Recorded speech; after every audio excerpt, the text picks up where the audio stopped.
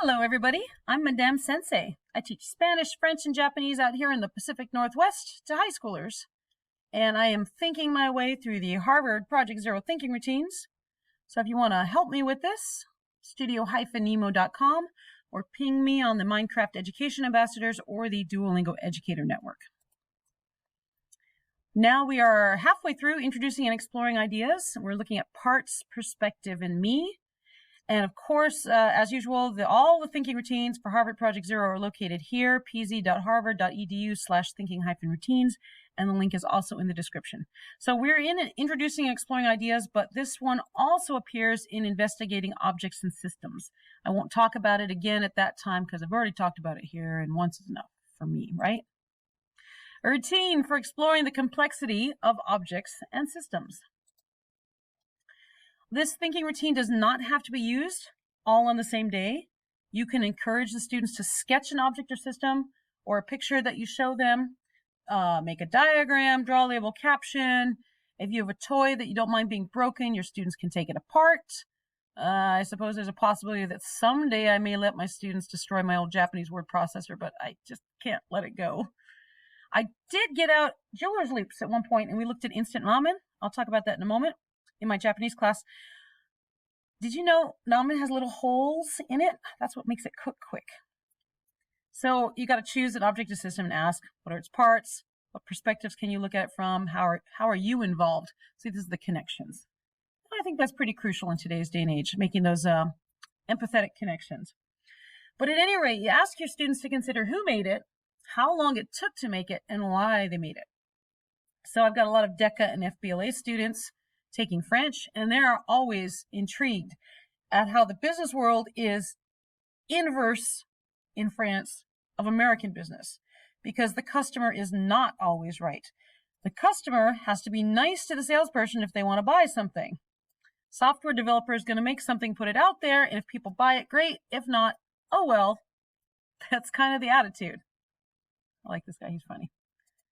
The story of why and how instant ramen was developed is fascinating, as I was saying. First, I had to lead my students, though, to think about this precious commodity that we call time. Is there really that much of a difference between 3 minutes and 5 minutes?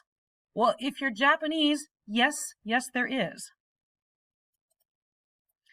When you're teaching grammar explicitly, you've got a pop-up grammar lesson, you're doing the grammar translation method, you're doing the audiolingual method, and you're looking at transformation drills, you're doing community language learning, and you're dissecting a script that your whole class wrote, or you're working straight out of your textbook.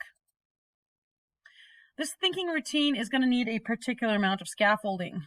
Well, it does for my students, okay? Often a really large word bank and lots of sentence frames. For teaching grammar, I decided to take a page. Okay, well, it's not a page. It's a 40-second snippet from BBC's old series, Muzi. I like the old series. Don't look at the computer animated one. The old one has a lot of charm. So to introduce the words, they wanted to introduce the word spaceship. Okay, so first they have a close-up picture of a bicycle. And a character asks, what's that? And the narrator answers, it's a bicycle. And then the camera pans out to show that it's the whole bicycle. Okay, then there's a close-up of a computer. And the character asks, what is that? And the narrator answers, it's a computer. And then the camera pans out again. And then there's a close-up of, gasp, a typewriter. Okay, I'll have to explain typewriters to my students. And then, of course, camera pans out. And then there's a clock. And eventually there's a close-up of something that looks like a clock. But it turns out to be a parking meter. And this is important vocabulary to the story. Because Muzzy, who is an alien, he arrives in a spaceship, he discovers parking meters and he finds them to be extremely delicious. So finally then, after that, there's a spaceship. And that's how they introduce the words parking meter and spaceship, which are important to the story. So occasionally, I use the magic of computers and I take a picture of something mundane and then I blow it up large so the students can only see one piece of it. And then they can ask, what's that? And make their guesses. This one was funny. It took them a long time to figure out, yes, we're in the Pacific Northwest. You ought to recognize the Space Needle. Students have to be really solid on making who questions to use the second step of this routine well.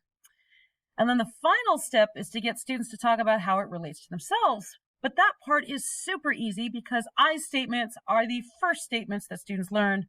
This part is super easy. Any student, first year, second year, 15th year, can say, I like, I don't like, I have, I don't have. All great sentences. When you're teaching literature, culture, history, or art, or a recipe, or music, this routine lends itself really well to in-depth discussions of trains running on time, gardening layouts.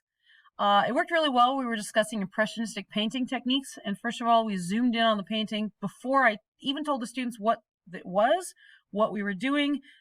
I just showed a really, really zoomed in part of this. The cognitive demand of staying in the target language, even with word banks and sentence frames, is really huge for my first year and my second year high school students. So maybe save it for a day when your students need a break from the regular school routine, because you're going to be slipping into English a lot and you're going to be code switching a lot. In our next episode, we're looking at parts, purposes, and complexities. I hope to see you there.